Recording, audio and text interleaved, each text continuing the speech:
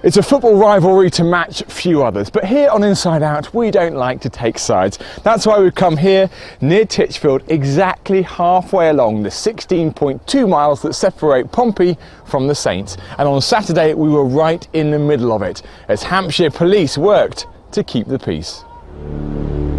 Match day starts early on the south coast. It's 5 a.m. and Portsmouth officers are at Fratton Station looking for their usual suspects. We're here to try and see if any of our risk group, or the people who are likely to go looking for trouble, are trying to get into Southampton early. So we're going to check all the trains this morning. It's a game, really. We've got to try and find them. They're going to try and avoid us, and it's see who comes out on top at the end.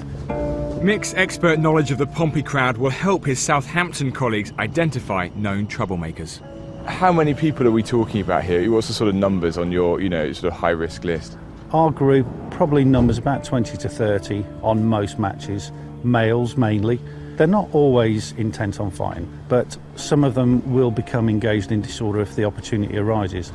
Our job is to find them, identify them, and then we'll just keep track on them during the day. Before heading to Southampton, Mick gives his kit a final once-over, including his bag of riot gear, which was needed in a previous South Coast derby. It was 03 when Portsmouth played Southampton. We had the trouble in Fratton. Officers were wearing that type of kit. Hopefully we won't have to today. Yeah, we've got about 260, 270 officers involved in it. Significant fixture for Hampshire Constabulary. It's the first time in 5 years they've met. Some history of disorder, although that was some time ago now. And it's about having the right people with the right skills, putting them in the right place at the right time. An hour and a half before kick-off, and the main army of visiting Portsmouth fans has arrived. The waiting police will try to keep them tightly corralled all the way to the stadium. It's a route which has already been walked by those officers running today's operation. So this is your first construction area. It's potential for use of any of this as weapons if it came to that. It's an easy thing for some of the bricks and debris that's here for those intent on disorder. And it may be, as part of the planning, we put officers close by to this to deter anybody who's got an interest in that sort of thing. The most highly charged area is likely to be a bridge and subway near the ground. This sort of subway we're coming up to is your first sort of chance where groups of fans are likely to meet. If you wanted to sort of taunt and goad people, you'd stand up on the edge here on the top here and just chuck stuff down or whatever. Southampton fans who are sort of generally just going to be coming unescorted just because they'll be living around here will just be walking straight into what will be a sea of Portsmouth fans, and it's just managing that so that the first meeting is friendly and positive. Meanwhile, Southampton fans are hurried towards the stadium to clear a safe path for Pompey supporters as they're marched through town. We want to pin them down, we want to box them up so they can't go anywhere, and if they do go anywhere we go with them. And we'll bring them up controlled so they can't just ping off somewhere and start trying to have disorder. So we just keep control of them, really. A lot of fans actually feel quite comforted by that, I imagine. They do, yeah. We've got a lot of decent people who will be in amongst that, and they'll find that as protective as opposed to being too over the top. So jumping over down there. Suddenly, moments before the Portsmouth crowd are due to come through, a group of Southampton lads appear from nowhere, seemingly intent on trouble.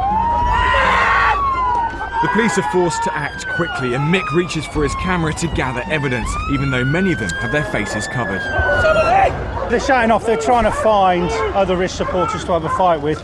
What we'll try and do now is control these. We've not got enough officers here at the moment, but we'll try and box them and keep them together and move them down.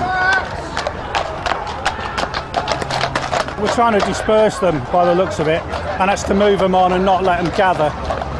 They were all Southampton. That's the sort of Southampton youth element we've been Yeah, it about. is, yeah. There's quite a good number of them. They'd be feeling quite confident in those sort of numbers, wouldn't they? Yes, yeah, they'll be feeling quite up for it in that number, and the pack mentality will come out with them, unfortunately. Even the decent people will not think twice about getting involved. So. Come on, you son! Come on, you son! Well, Southampton fans seem fairly well contained, sort of 500 yards that way, and being moved off towards the ground, and that leaves room now for the Portsmouth fans coming up from the station. Out of sight of our camera, Mick spots known troublemakers and wants evidence recorded just in case. Guy with a blue jacket right in front, Henry Lloyd. keep him on box. If he does anything else, we'll have him next, yeah? Simon, this lot here are ours. Just the other side.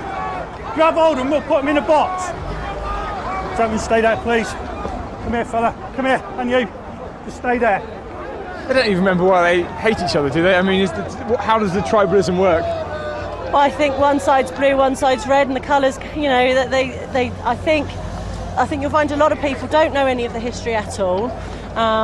They just know that they're supposed to hate Southampton and Southampton are supposed to hate Portsmouth, but they probably don't understand why.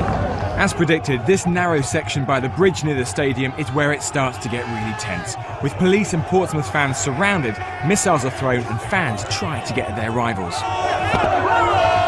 All the while, footage is being gathered, and if need be, arrests can be made later.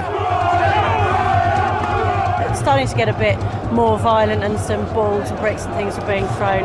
It didn't last for very long. We pulled the children out and moved them on ahead to keep them safe.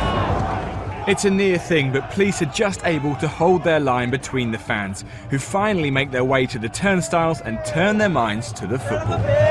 Well, it's 12:30, kickoff is imminent, and unfortunately not all the Pompey fans are yet in. They're all being searched and have their tickets checked. They'll get in pretty soon, but I guess this small hold-up is a result of some of the disturbances coming in.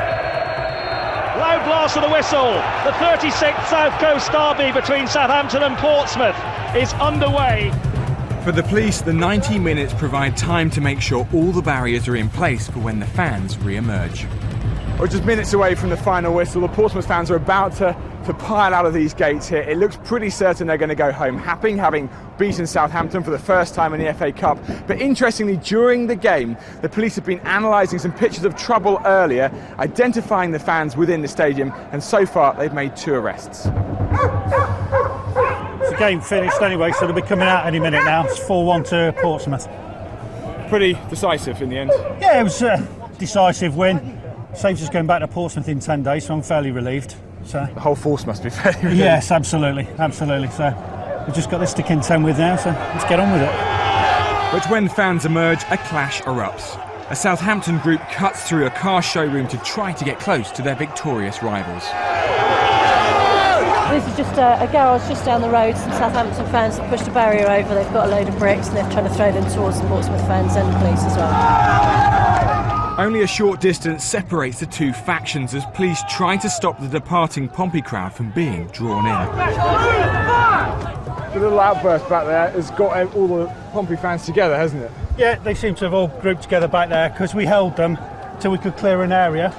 But as you can see behind, Southampton are going to try and come through our police line. At least you know where the Southampton youth element, the risk element there is. Yeah, there's a large element there. I wouldn't say all of those were risk. They're just people who've come out for today. They probably wouldn't normally do this. Within sight of the station and away from the main group, a few persistent individuals are still spoiling for a fight. Move! Get moving! With punches thrown, Mick has to act decisively. Stay there! In all, 11 arrests have been made, with more likely to follow. But with no serious injuries on either side, the police will consider this a good day's work. Well, that's it. Final whistle for these Portsmouth fans. They're all together now on this train, heading back home. It's now a big relief. They're moving off. They're going away back to Portsmouth. We can all just stand down slowly, finish the operation, and then I'm going for a big beer.